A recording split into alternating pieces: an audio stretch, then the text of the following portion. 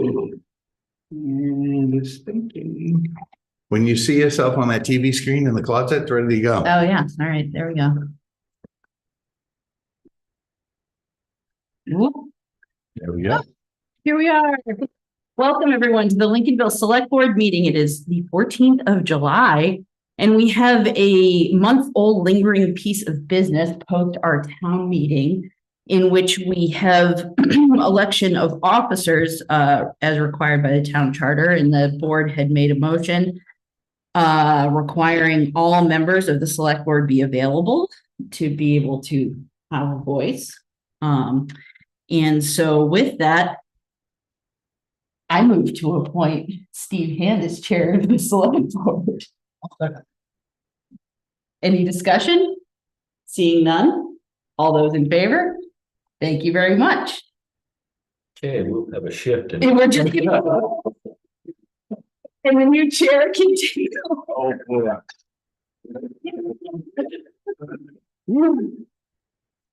I just want to say, it's get too warm over there lately. We can switch. This is the seat. Dude, take yourself. Yeah. And also before you guys, before you get too settled in, it's wonderful. You did a heck of a job. Oh, Appreciate thank it. you. Yes. Thank Thank you. you, Mike. Thank you. Yes, this will be a hard act. I was gonna say, so, yeah, you got high. That's for sure. That's for sure. They want to switch. No, they're supposed that way. There you go. Thank you. Thank you. Unless we confuse anyone. So our next item is to elect a vice chair. I move to elect Laidley Dunn as vice chair of the select board. Second. Any other discussion? All those in favor? Cool. And then we need to elect a secretary. I move Robin Terry as secretary. Great. I agree. You accept? Sure. Thank you. Thank you. Thank you. Any discussion? All in favor? First item is checked off. About time. And I guess before we go any further, Kern, would you like to read the quote of the evening? I'd be glad to. Better to die on your feet than to live on your knees. Dolores Yes. Ibarri. Your guess. Ibarri. Thank you. So the next item is our citizens forum. Anybody here to talk something that's not on the agenda? Seeing no one rushing forward, we'll move forward to the administrator's report. David? We've commenced with our roadside mowing efforts. It continues news that apparently is quite important to people. The cannon has been restored to the beach, so we're under attack. Should be Those Islesboro people. somewhat defended.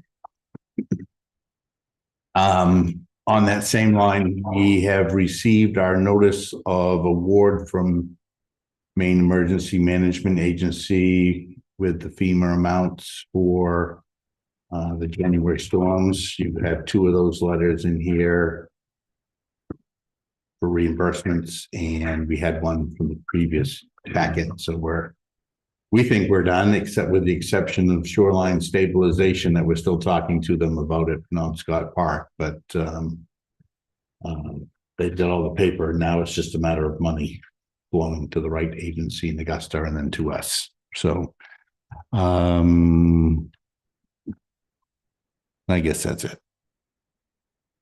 Any questions for David? I do have a question about Penobscot Park. Sure. Yeah, has to do with that.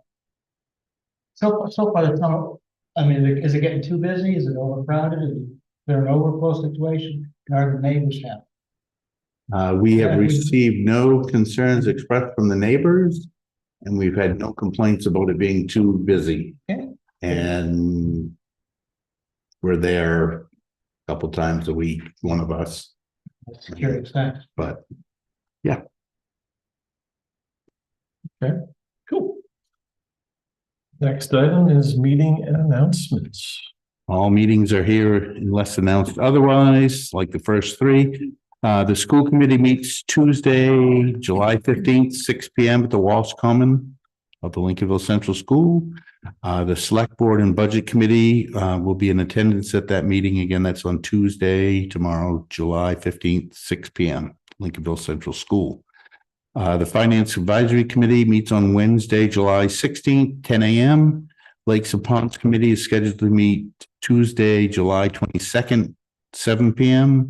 And the select board meets next for regular session on Monday, July 28th, 6 p.m.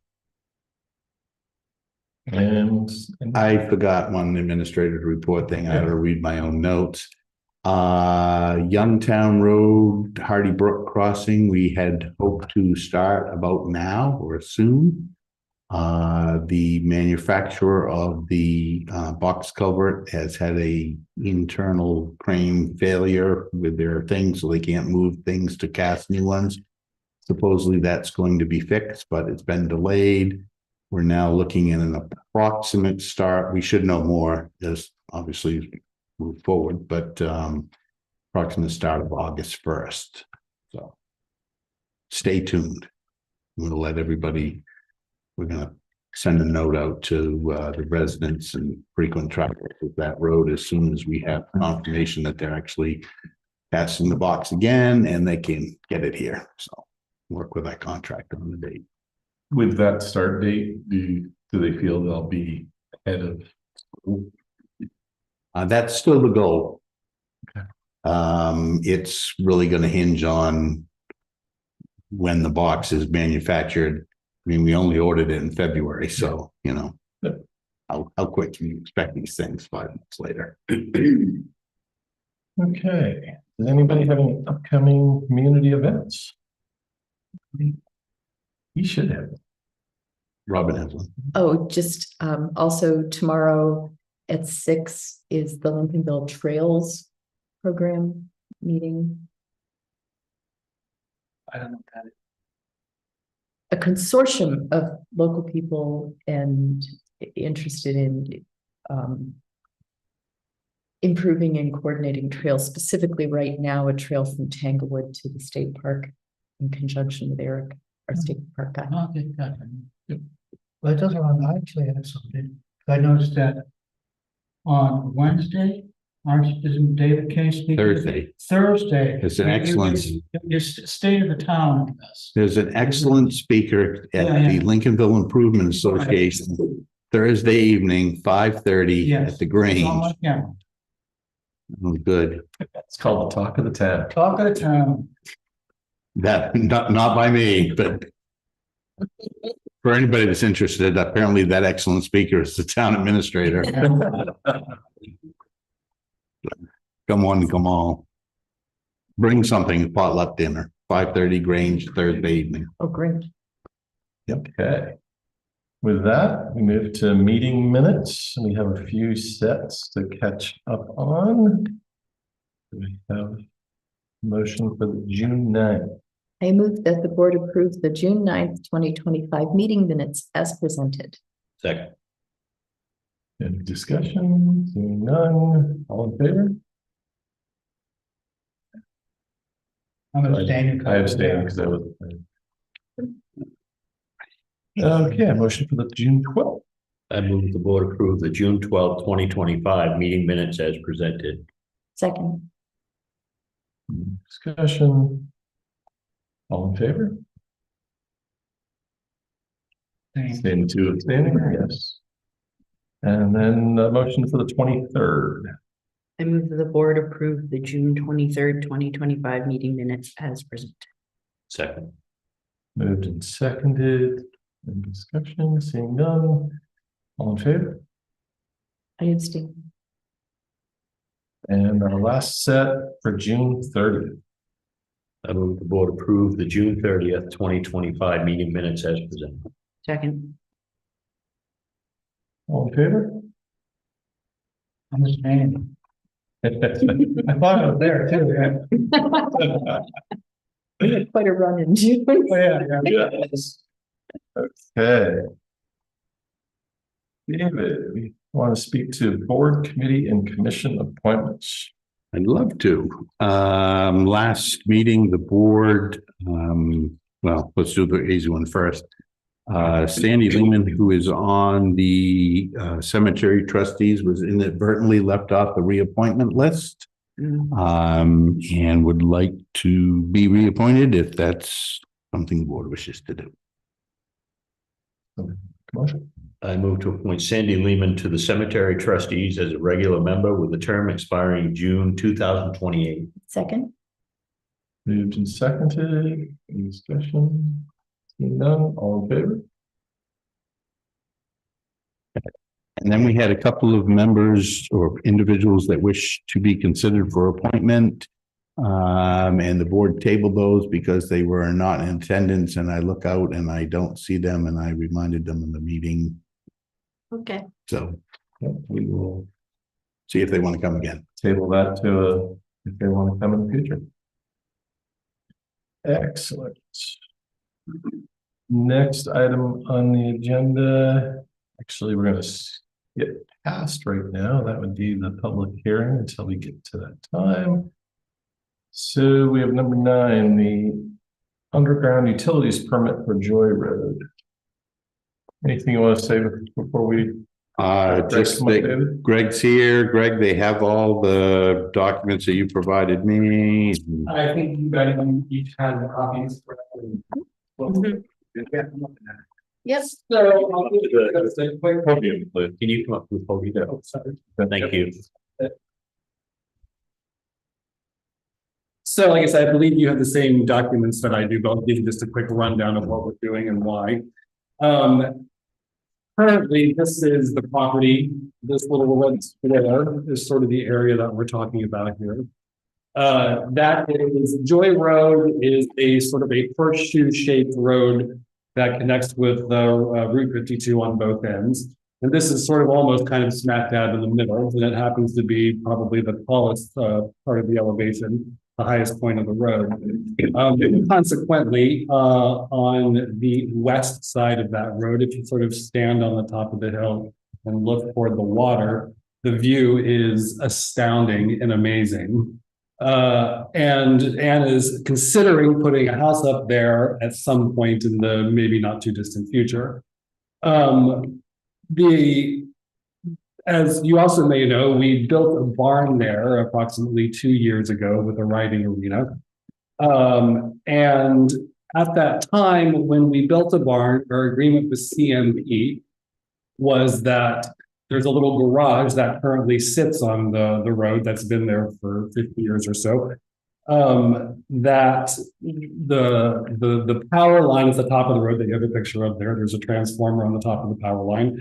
The line went overhead from that transformer to the barn. So the barn is another 300 feet beyond that garage, the new barn. So the agreement was we would go underground to the new barn and not hook up the old garage, because at the time we thought it was just going to come down. We were just going to take it down. It was old and sort of decrepit and not really worth saving. Short story, even shorter, they decided that actually the little short garage was very useful. It was a great place as a tool shed and for places for the tractors and things like that to go with the new barn. So what we want to do is hook that little garage back up. CMP has informed us that the current pole and transformer are not big enough, or not the capacity to handle both buildings. So they are advising us to go from the pole on the next page of your drawings, you'll see, to the first transformer underground. It'll help keep that out of the view. And B, it's easier for CMP to do that than to put in another pole with another transformer. Then that transformer, we will then hook up back to the barn. Again, that's all underground. And what we're really asking for today is if you will allow us to trench across the road to put more underground power line to another. Transformers can only be up to 500 feet between the two. The house will be up the hill way more than 350 feet or 400, 500 feet. So they would need another transformer. This one, where there's a little tree line that you see in your pictures there. This one, we're gonna hide sort of behind the tree line, so you're not even gonna see it. We would be closing down through traffic for about 8 hours or so. The road is dirt. It is 15 feet wide. It's not very big. So we're gonna trench across it real quick, put our electrical conduit, and then fill it back in. And filling it back in, we'll be putting conduit tape that is detectable with a metal detector, that kind of that CMP would have. And then we will document this whole process for the town, so that you will see the plans. When I was saying that we're thinking it's going to take somewhere between 3 and 5 hours to trench, put the conduit in, and backfill, depending upon weather. But we don't know what we're going to find, of course. If we had huge rocks or something like that, it may take a little longer, but we definitely think we can get it done within an 8 hour. We would be posting signage at both ends of Joy Road to let people know that through traffic would be closed for this time. Local traffic will still have access to the properties. It's just a matter of going through, where the breaking point is. And so that's what we're asking. Questions? Yeah, I'm sorry if I missed it, but where exactly are the transformers going to be located? The transformers are here is. This is Joy Road, north to south. This building down here is where the existing little garage barn is. This is the pole. So the transformer 1 is going to be approximately 20 feet from the road, 20 feet from the pole. And I think I sent you a picture. It's one of the small 3 foot by 4 feet green here. Down low, you'll hardly ever see it. And it'll be here, and then all these pink lines are underground trenching that we'll be doing. So we'll be connecting to the bottom here. That's where we go to the pole. CMP would like us to disconnect with the pole and now hook it up to this transformer that'll handle all the capacity that it needs. So this will be underground. We'll be going underground over here to the barn, here across the road, and up here. I'll get to the little tree line here. Line is above will be the other transformer for the house. So that's, And the house itself is going up here. so that is within the right of way.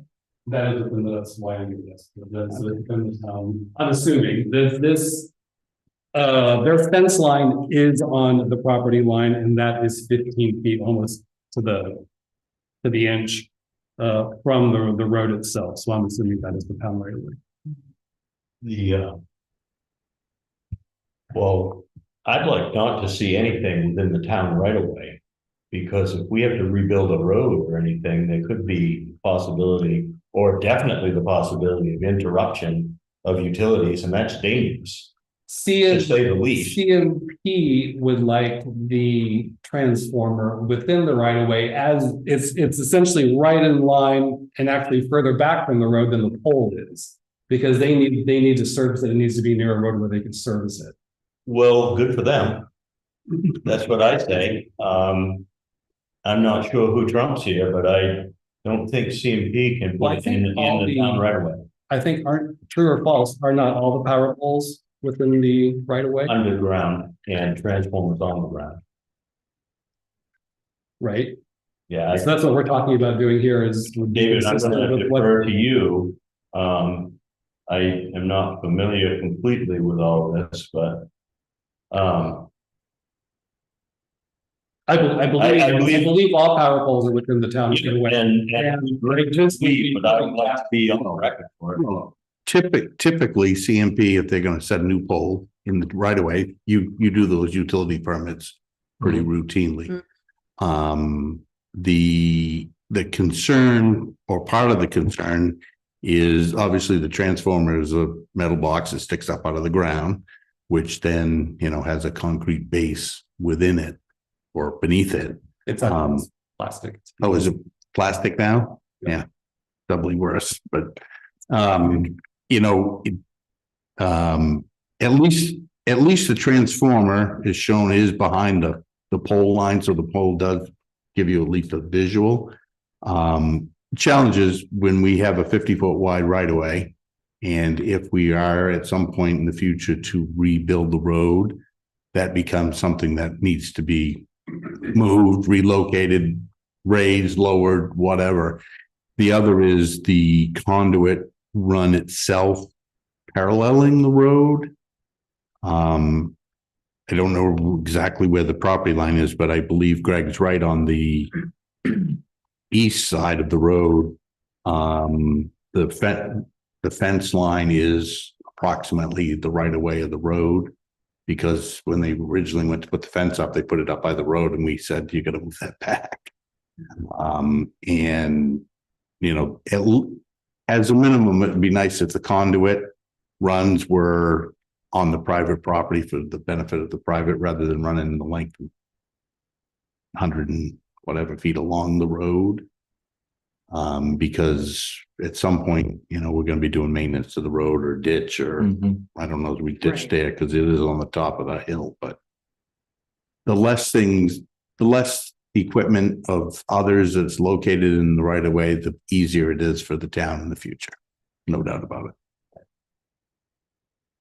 Not trying to cause you any problems, No, or no. anything, but I'm just trying to mitigate some stuff down the road Sure. for the property owner and for us. I mean, I. So if we were then to move all of those vertical runs on the opposite side of the fence, would everybody be cool with that? Where would the transformers then lie? The transformer would then lie on the opposite side of the fence line. Of the public right. Yeah, I I'd be mean, good with that. That's what I'm hearing. yeah. But it would we still then trench across Joy Road and up to the new building site? I guess my question is, you know, have you explored all avenues that don't include encumbering the public right of way?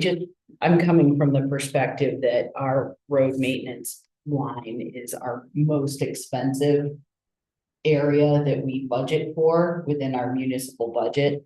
And I mean, the hard truth is that encumbering it in any way just adds expense down the road. But if, you know, if and when that road gets rebuilt, we're gonna have to work around that, and that's going.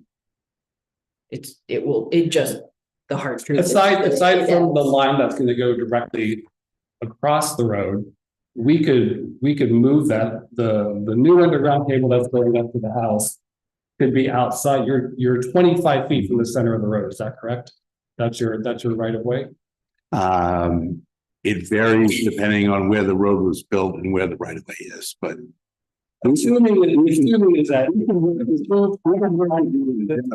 It's fine, like I said, this is gonna be our crucial part here, Yeah, and right? How do I get across the so road? you just, I guess my question is why not go here? Because it's gonna put a power pole and lines right smack dab in the middle of the view. That's truly breathtakingly gorgeous.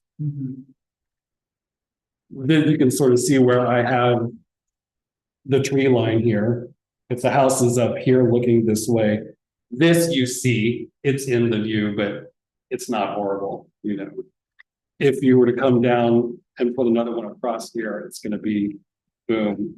And it's gonna have to, if you look at the pictures there, the existing pole and the transformer, it's sort of on a smallish scale. It's about 80% or 75% of what a normal telephone pole is. So what they would have to put in is gonna be a bigger pole and a bigger transformer. That would be then across the street. Then you also have the deal with the power lines going, you know, overhead across the street. Why do they have to cross the street in front where the view is? Why can't they just continue up along the existing fence line and cross farther up? Because the power line comes, if I think this is what you're asking, the power line is coming from this direction. There is a tree line, there's trees on both sides of it. There's a tree line that's. Could you lift up? Can't Oh, really sorry. see where you're, So here's the pole, here's Joy Road. Right. The power line is coming from this direction. right, but So- but you're talking about the transformer that's up the top of that, right? So you're like coming farther House south, is going, going up here. right. Yeah. So I guess I still just I'm missing why it needs to go down, over and up.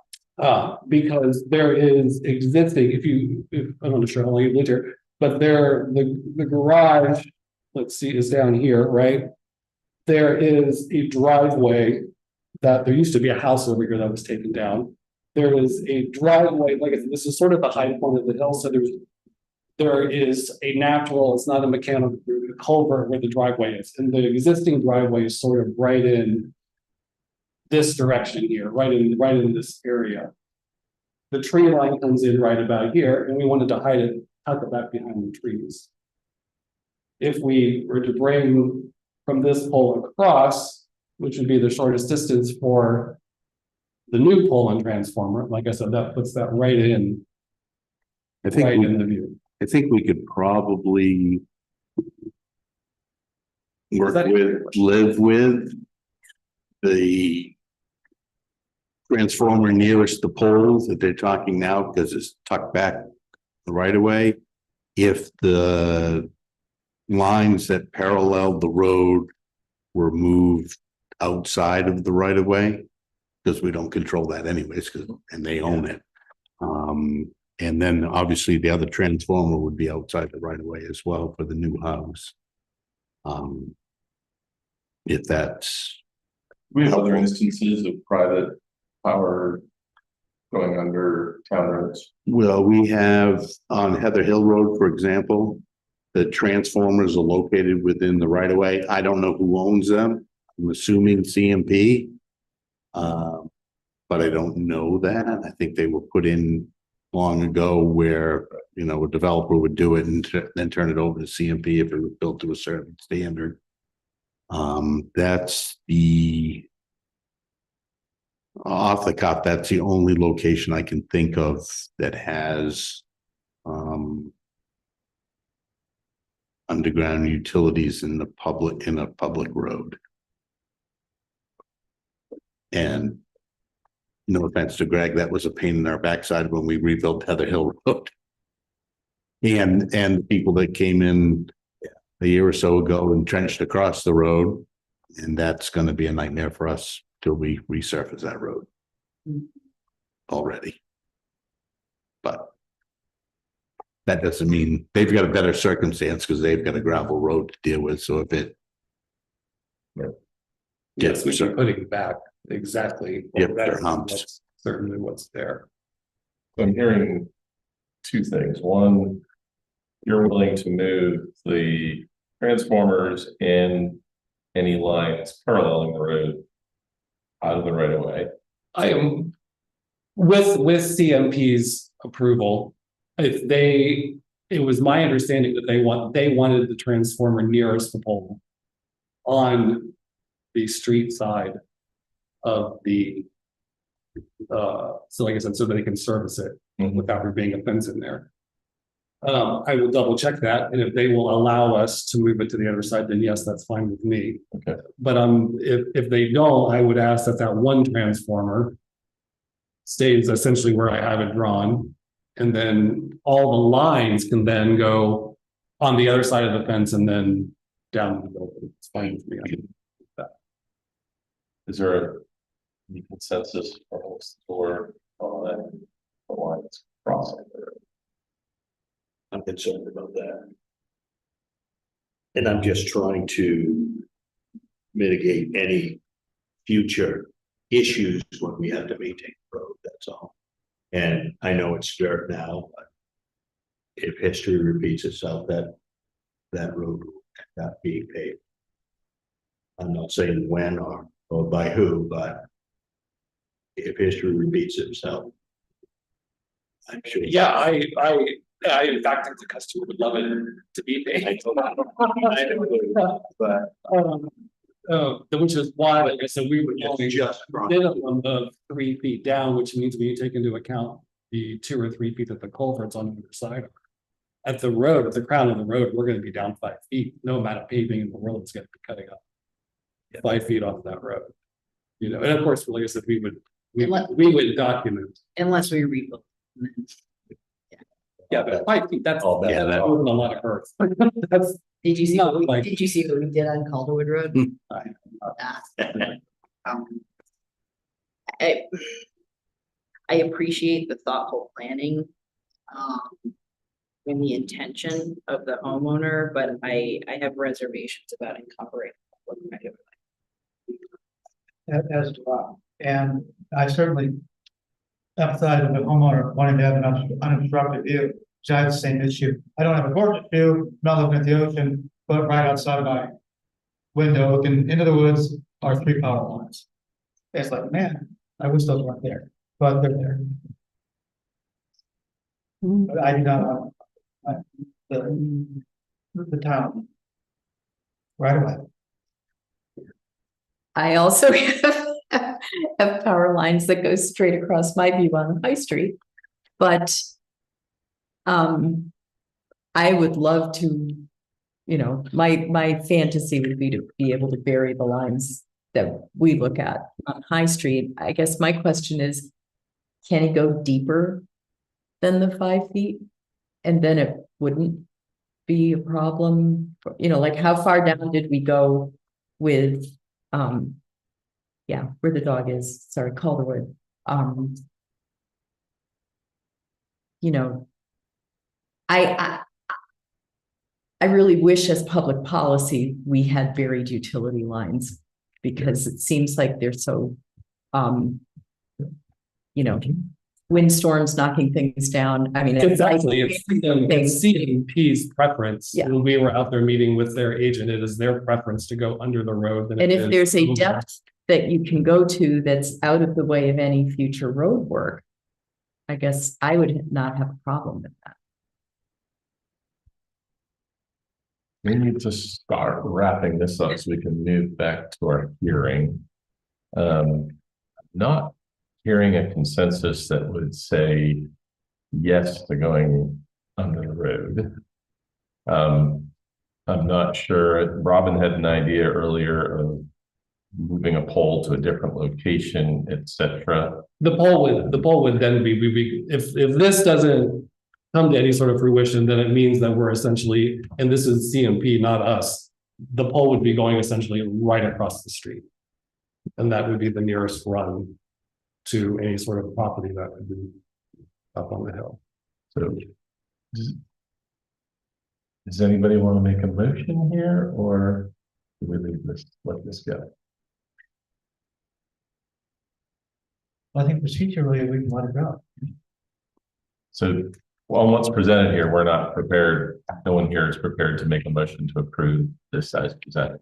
If I went back to the drawing board with a different plan that moved the transformer on the other side of the fence line, does that fly to the, I think we could have further discussion there and get a lot closer.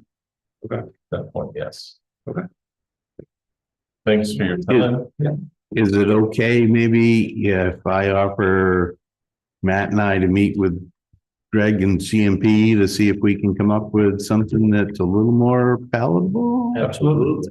Absolutely. Sounds great. Absolutely. Are So if you, you- great, yeah, no, that's great. I have your. You do. contact information. I Yep. will get with CMP, his name is Kevin. Yep. We'll go up there and see what we can do. Thanks for your time. thank you very much.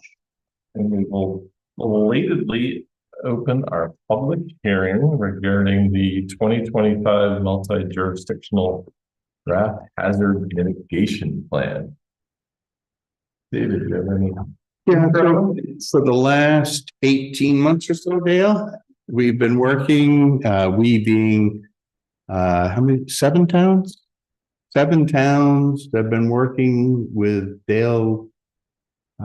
Excellent guidance to, update our hazard mitigation plan for Waldo County. There were only 7 towns that signed up out of the 26. And you have a copy of the draft plan. And one of the things that we're asked to do is to hold a public hearing so that if the public wishes to comment on the draft plan, we advertise this hearing in the newspaper. It's been posted on the website along with a digital copy of the plan. It's been available if anybody wants to come in and look at it. And I know Dale has come this long way just to talk to you and tell you what it's all about better than I can, so. Shall we bring Dale up to the Dale, podium okay. to fill you in the rest of the way? So the real purpose, the practical purpose is a lot of grants, climate grants, resiliency grants, mitigation grants, require the community to be in a mitigation plan, approved FEMA mitigation plan in order to move forward. There's an idealistic reason why you go through all this, but we all just resort to the practical piece. So we work on this plan. We go through a hazard analysis. Then we look at our vulnerabilities. We compare it to, if it's a flood zone, what's in the flood zone, what needs to be mitigated from that. Then we come up with mitigation goals and actions.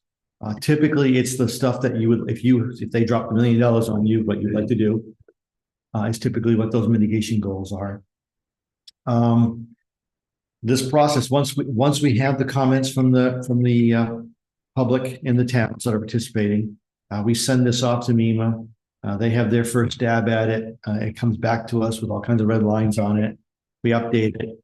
May have to come back to the towns to get further feedback. Then it goes, once we've done all that, it goes to FEMA. They do the same process to us. We update their comment, and then they give us a conditional approval. That's at that point in time, that's when the elected board would then sign it. And then it goes back to FEMA and they send us a final letter, that it's all kosher approved and all that. That's kind of what the process that's remaining to this. But we've had mitigation plans in the past. We haven't had a lot of involvement.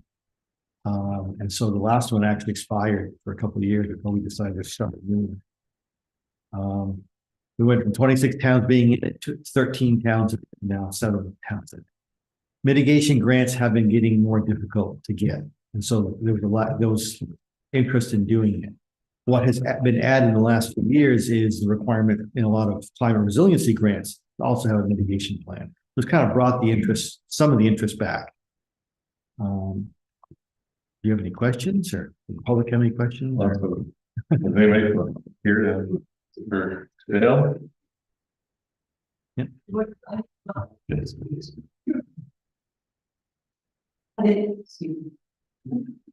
Good evening, Susan Silverio, Proctor Road. I didn't catch your last name, Dale. Rowley. And you're with. And did you say, I'm just trying to understand, did you say, I did look at what was on the website. Did you say MEMA? Maine Emergency Management.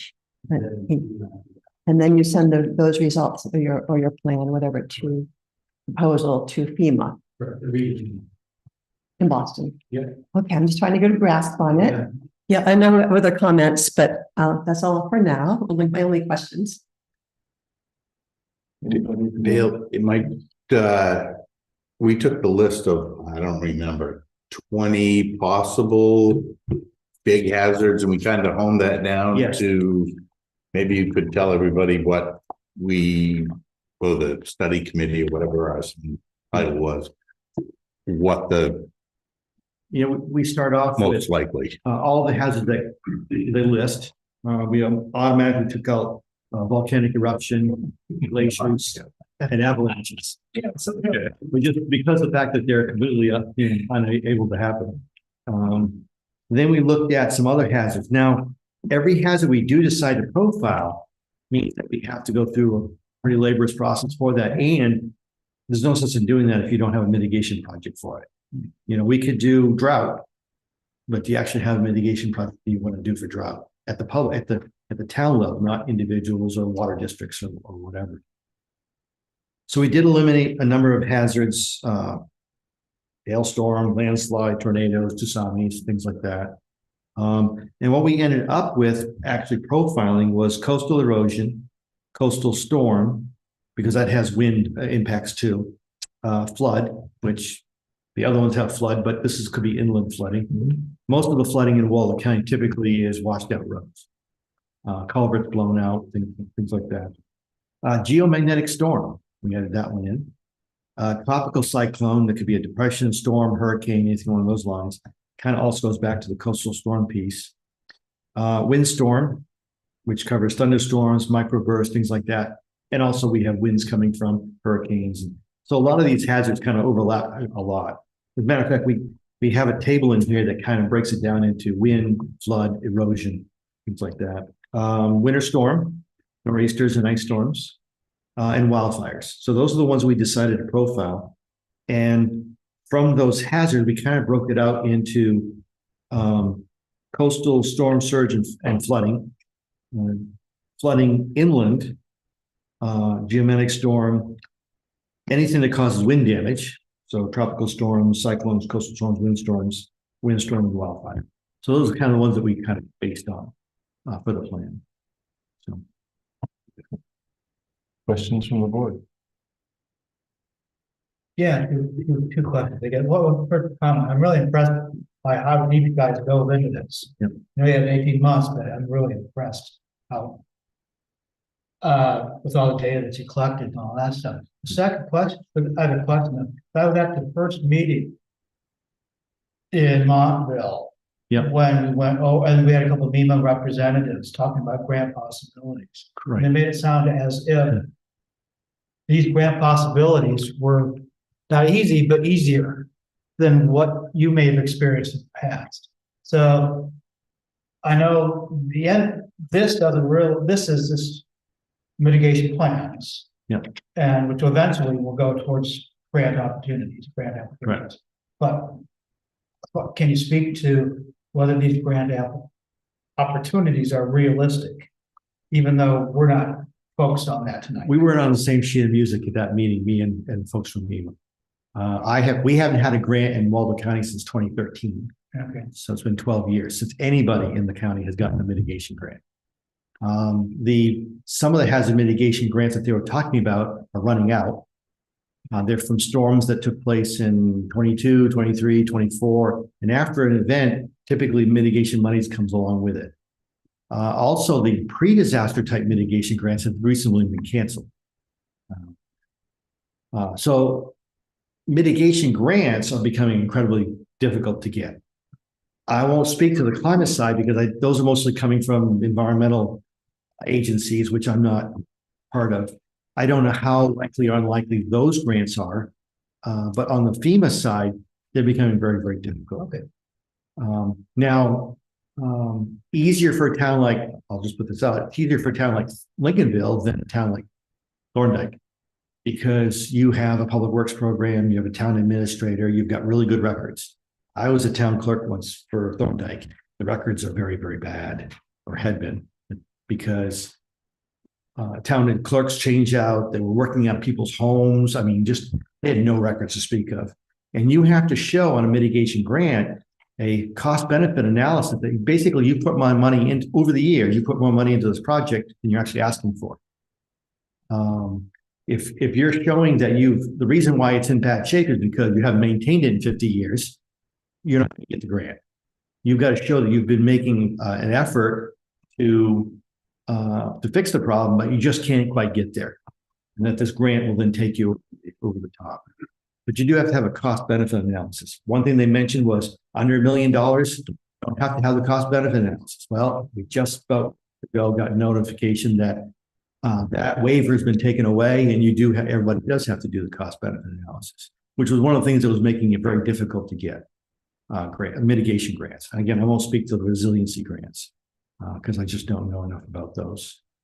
Okay. I do know that they now require the mitigation plan to be approved. Thanks. Sure. Any other questions from the board? I had just a couple of kind of minor ones. Like I noticed when we were talking about the critical asset inventory. Yep. Lincolnville. I just wondered where our solar array fits in there. Because I mean, I think of that as equipment that we have that could be subject to, you know,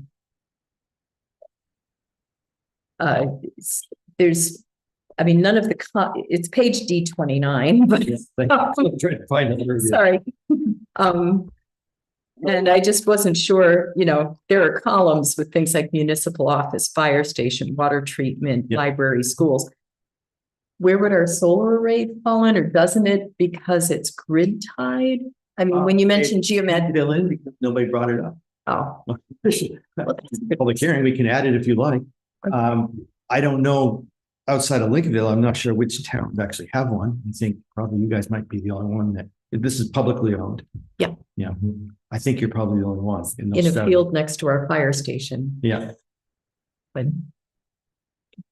yeah, I mean, a thunderstorm could take out solar panels just with hail. They had that happen down in Texas recently. And their solar panel fields are huge. Any other But questions? if you guys would like to see that added in, we can call them. yeah, kind of line on page E7. When it talked about our particular mitigation goals. Yeah. Action item 2.2 was reduce impacts from the loss of regional electric power. Action item 2.2 was provide backup power generation for critical public facilities and infrastructure, which I think of the array, and then I think of battery backup. Right. I don't think you have battery backup for it. And no. So, But I didn't know whether then I noticed there was a not app on the next page where it was scored in the evaluation table. That particular line item under economic had a 0 not applicable score for the economic element. And I wondered if the effect of that is it dropped off this battery backup or, you know, some sort of generator backup even. It dropped it off of our mid-level priorities because of the score. And I didn't know whether that was because there's a low probability of long-term power outage. Or I guess I just didn't understand why the economic element was done as a not applicable. You don't have to speak to it. It was just a comment. no, and the thing is, you know, we come up with these highest priority actions and mid-level priority actions and whatnot. If it's listed in the plan, you could still apply for a grant for that project. It seems kind of silly that you have to go through this process, but it's a federal process and everything. Federal government is very much complicated. But as a matter of fact, we've even run into situations where someone didn't even have a project listed in the plan in the past. And FEMA allowed us to go through and add it to the plan. It's an addendum. But as a priority measure, we still have to have a mitigation measure for a loss of power. And that could be your battery backups could be your mitigation project if you wanted it to be, even if it's not the highest priority. As long as it's listed. The only other question I had was page E12, but it might be a question more for us and not for you. Yeah, these are your mitigation measures. Yeah. Yep. So I don't need to ask you this question now. Any other questions from the board? Well, thank you, Dale. Sure. Oh, one more, This was something that was brought to my attention, someone who didn't happen to go to the town website and hear about the hearing. And then posted this question on our bulletin board. So is there any consideration for communications? We lack cellular communication in our center. We do not have any cell coverage in our center, which already affects our. Dispatch center on one side. Well, Lincolnville Center. Oh, Yeah, we don't have a dispatch center here, but we have no cell coverage in Lincolnville Center, which includes the school, which would be a shelter in case of emergency, as well as the town office. Without power, there is no internet, and therefore no backup cellular. Yeah. It's been a concern on many people's parts for a long time, and especially in the case of emergency, it would be more critical. Yeah. So is that something that could possibly fit into a grant like this? No, private business unless you're getting a grant from the government, they help them to put in. they can't. The town not gonna sell. Or the company. would have to. And I don't think you can give money to a private. Cell phone company to put in for it, I don't know. Well, just wanted to bring that up because it's been an ongoing concern. Yeah. Yeah. No, I mean, talking with. Telephone company and Brittany would do that. I think we had a committee at one time that looked into that and, there were no results. So. I know we did, this was back, just before COVID, we did a wireless emergency alert test with the system where we hit everybody's cell phones. And, Lincolnville, North Fork, and Searsmont were the three worst in the county. Right. And if you didn't have US Cellular, you pretty much didn't get cut. Right. US Cellular was 50 to 70% effective, but Mhm. Verizon and AT&T wasn't that. Okay. Now, with that said, it's been a number of years and AT&T was putting a lot more equipment. But it's unfortunate we're trying to develop the corporate cellular company. Well, thank you for that information, Dale. We put it. Well, there you go. Well, thank you, Dale. I think this brings to conclusion Very our much. Appreciate it. public hearing. Well, thank you. We'll move on to the next agenda item, number 10. About the National Coastal Resilience Fund, Private Unlimited. I think I'll just turn it right over. There we to go. the We can turn it Gentleman over. right here and. Thank you. Dale. No, right up to the podium, if you would, so folks at home could hear you or out there and. My name is Tim Shaw. I'm with the Georges River chapter of Tide Unlimited. And Roy Hitchings and Terry Young are also here. We're both all on the board. And what I believe you have in your package is a application that Tide Unlimited National has made to the National Fish and Wildlife Foundation to do the preliminary engineering work on the Black Brook drainage into the Duck Trap River. Reason we're supporting this project, and what is not in your package, is that I'm here to ask for your support, a letter of support for this project. The Maine Division of Marine Resources has supported us. We have a letter from them. The Inland Fish and Wildlife Federation division is IFNW supported it. We have a letter from them. The Penobscot Nation is supporting it. We have a letter from them. We have a letter from the Coastal Waldo Coast Soil and Conservation Commission. They're supporting it. I'd like to add the town of Lincolnville on the list. Reason is, this is a very competitive grant. You all know that getting grants is very difficult these days. This is a public-private foundation that gets some government money, but most of it comes from a private foundation. And it's very competitive. There were 600 applications to this project, to this round. And we made the cut, which is still 200 people, 200 applications. And so we have a short deadline, it's due the 17th of this month. And I'd like, if you do support it, I would like to get an email letter tomorrow so we can get in the proposal. I don't know if you have any questions about the duck trap and the conservation efforts we've done in the past, what we're planning on the future, or what the state of it is. I'm here to answer any of those type of questions. Open it to the board.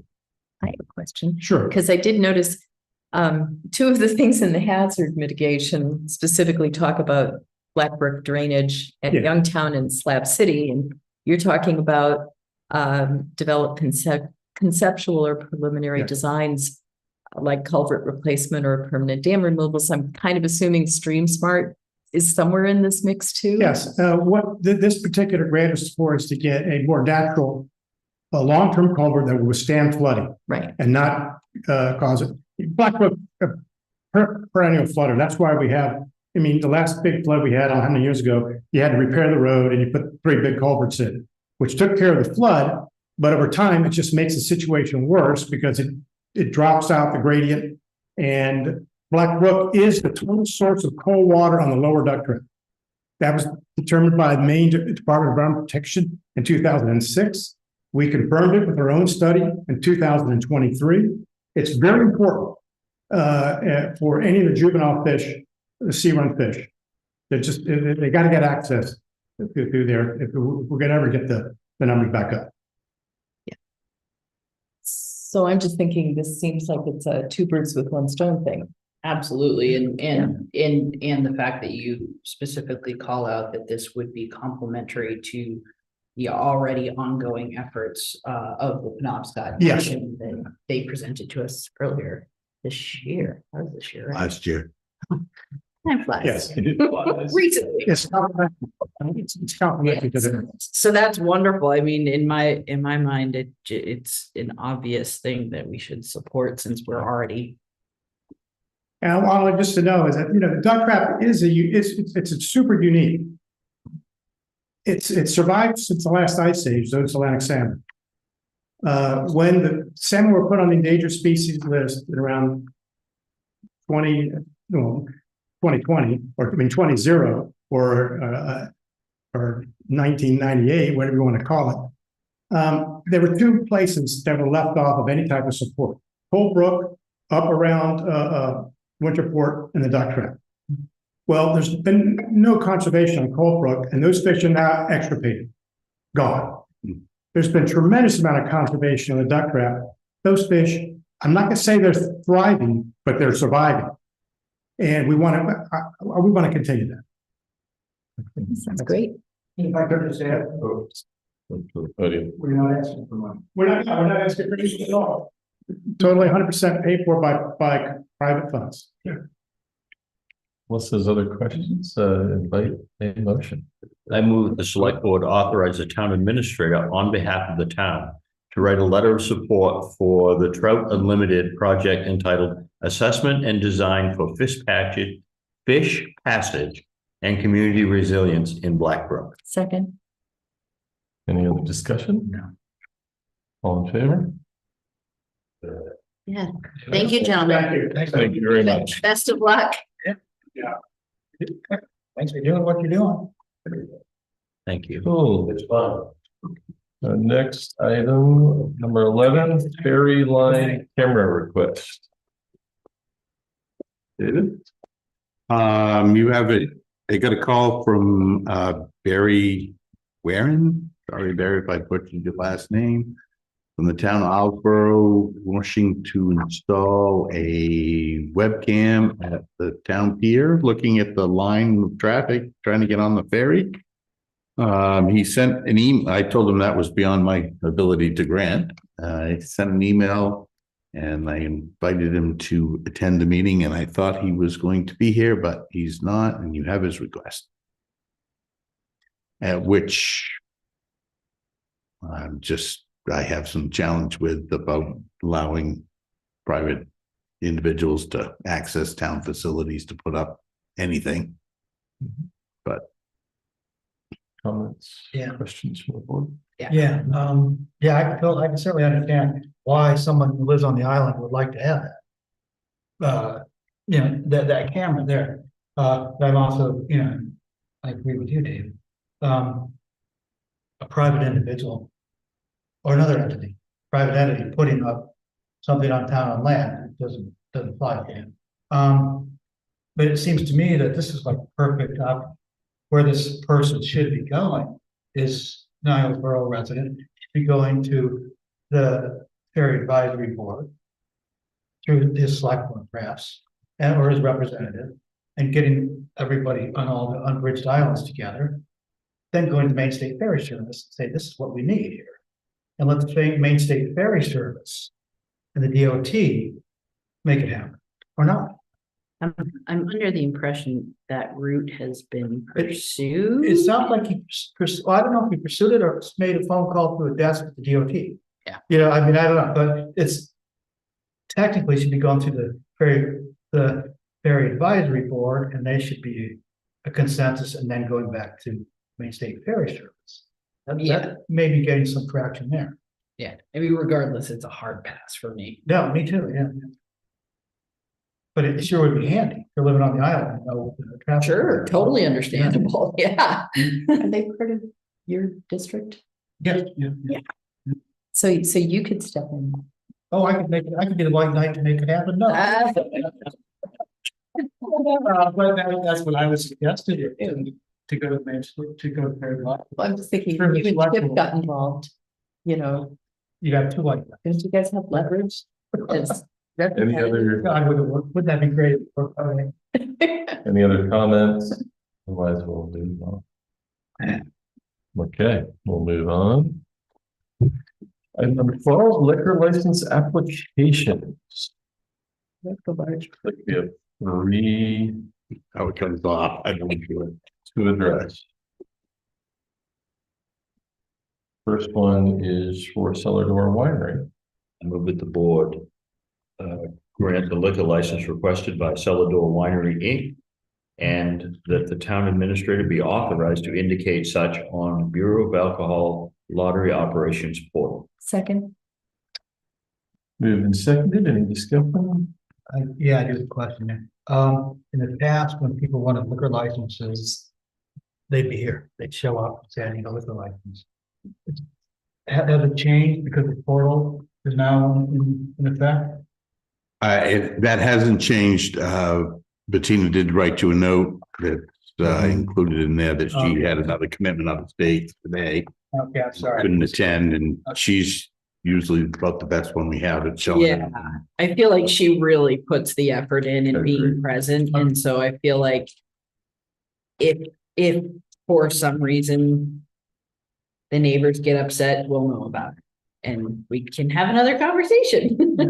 And it's not because the licensing is going through the portal system now. No, Okay. That's no, when we comes to me, receive a notification from Bablo, Bureau of Alcohol, whatever, liquor enforcement, that somebody submitted an application, I print it off, you get a copy. And then we let people know that what night they'll be on the select board's agenda. Okay, thanks. Any other questions? All in favor? Excellent. We have a second. It's a qualified catering permit for the Trillium events. I move the board grant the qualified catering permit liquor license for Trillium Events, Inc. And that the town administrator be authorized to indicate such on the Bureau of Alcohol and Lottery Operations portal. You have a second? Okay. Any questions? Seeing none, all in favor? And we have a third. This one is another qualified catering, French picnic at the Cellar Winery. I move the board grant the qualified catering permit liquor license requested by the French Picnic LLC, and that the town administrator be authorized to indicate such on the Bureau of Alcohol and Lottery Operations portal. Second. Moved and seconded. Any questions? Seeing none, all in favor? Excellent. That item closed up. Next item is number 13, Community Resilience Program. We have consideration of resolution. Any comment, David? We've board worked through the Community Resilience Partnership Program. You'll recall at the June 1st community meeting, there was a split at the end about which project was the top. The select board ultimately decided on the harbor area flooding and the solutions. We were asked, well, in order to proceed forward and complete the first phase, you have to do the community resolution, which has been prepared following their model for you. I thought we had to list one item, but it said in the template to list 2 through 6. So you got all 4 with your choice at the top of the list.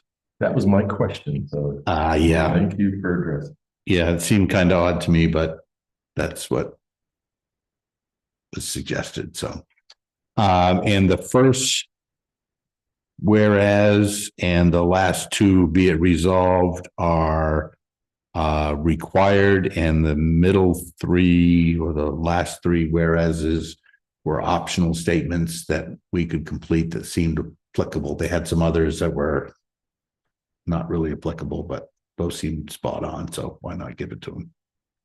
Okay. Do we have a motion? I move that the board adopt and sign the resolution of the Lincolnville Select Board Community Resilience Partnership. Second.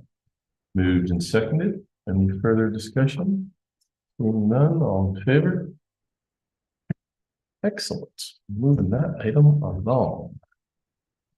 We move on to item 14, consideration of a road salt bid. David? So after being very disappointed by our falling apart partnership with Knox County that they were overseeing and moved it on to MCOG, who then very much disappointed me and passed it on to Greater Portland Council of Governments. We went out to bid for rock salt. You have the three bids that we received. All are lower than not all. Our lowest is lower than the option we had with Greater Portland Council of Governments. So, of course, it's coming from Searsport instead of from Kathmandu. But Eastern Salt, we have not worked with Eastern Salt Company. A number of communities have and have had success. The trucking company that they use is one we've used in the past. So it's just the 800 number we call the order or the email we send to. Everybody that we contacted was satisfied with their service. So they've always bid. They've just never been low. Be very anxious. So Excellent. We have a motion. I move that rock salt supply bid for the 2025-2026 winter season be awarded to Eastern Salt Company for the unit price of $65.25 per ton, and that the town administrator be authorized to enter into an agreement with Eastern Salt Company at this price. Moved and seconded. Any further discussion? So in this process, is our guy that plows the roads and spreads the sand, is he involved with any conversations on this? I know because we've had issues with stuff before spreading. And is this just the hot loads that this is for, or is this to mix with the sand? both. This is your typical rock salt. I mean, we have a specification. Eastern Salt, all of these companies, Eastern New England and Morton, all have stockpiles up in Searsport. All meets MDOT specs for size and for moisture. And then it's just a matter of who thinks they can deliver it to us for cheaper, for less money. I just, you know, where I'm going with it. I don't do. Listen to our contract. I did not ask our contractor if they've ever used them, but I don't foresee a challenge with this. We do mix a little bit of salt in with the winter sand when it gets put up, primarily to keep the pile from freezing because it does have moisture in it.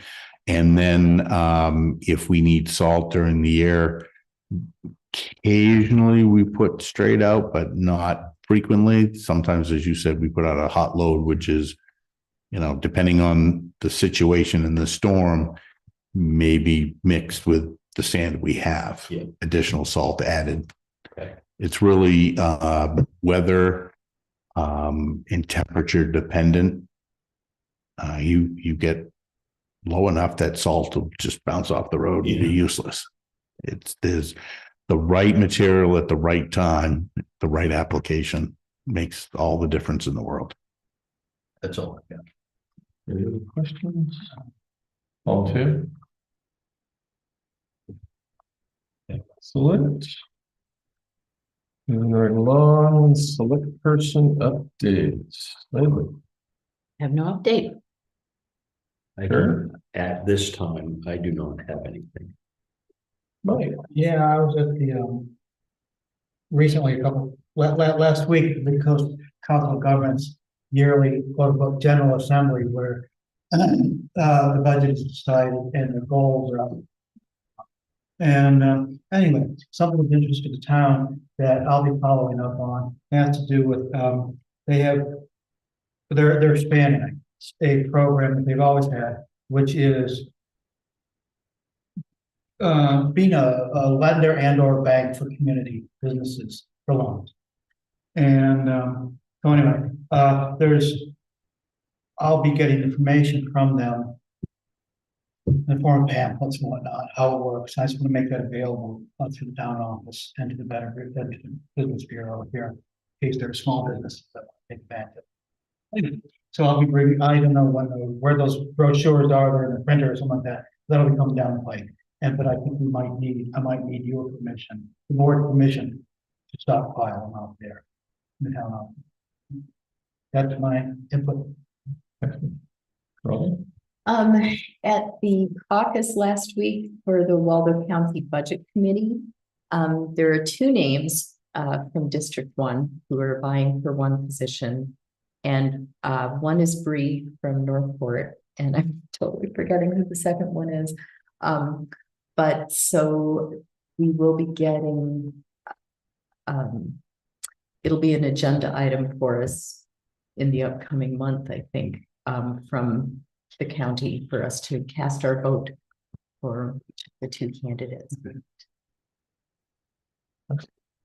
I had two updates. One, the comp plan committee I sat in a meeting last week was very productive. We reviewed our first chapter and made good headway. We have a schedule in front of us and are reviewing 2 chapters a month as we proceed forward. Perfect. Very engaged group of people. It's good to see. And the second one, I just wanted to note, are looking at item G in our package. Our assessor has been here for 20 years, must be approaching very rapidly the end of his term. Done June 30th. He was done June 30th. He filed his final report, and Vern served this town awesomely for a long time. So just wanted to call that out.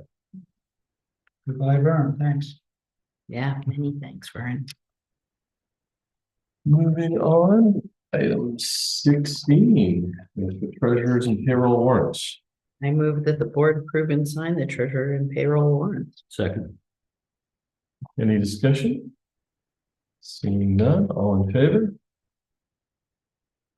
Excellent. Right. And we'll look for a final motion. Move we adjourn. Second. All in favor? Give that much. Please don't go anywhere until you sign like 1,000 things.